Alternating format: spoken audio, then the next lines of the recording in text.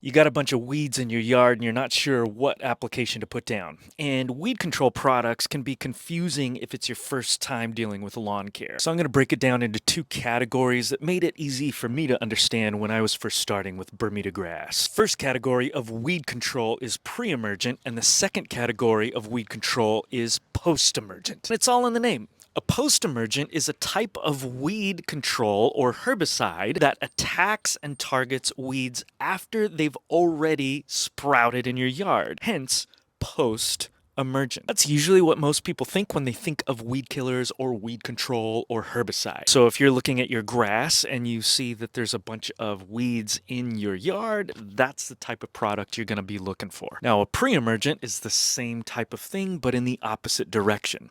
A pre-emergent will not kill existing weeds. If you put it down on your weeds, it won't do a thing. What a pre-emergent does is it forms a vapor barrier that prevents weeds from growing. Technically, it kills the plant after it germinates and before it emerges from the grass canopy. And that's why we call it pre-emergent. If you're just starting off with a brand new yard and you've already got an outbreak of weeds in your grass, you're probably going to want to start with a clean slate. That means getting a post-emergent to wipe those weeds away. The second thing you're going to do is to get in the habit and regimen of laying down a pre-emergent in the spring and fall. That is going to prevent the vast majority of weeds from popping up and is going to be a lot easier than always having to spray post-emergents all the time. Lastly, and perhaps most importantly, you're going to want to get your grass good, healthy, and strong. That's what's ultimately going to crowd out the weeds in a natural way, preventing them from taking up those bare spots. In fact, you'll notice after a season or two that you'll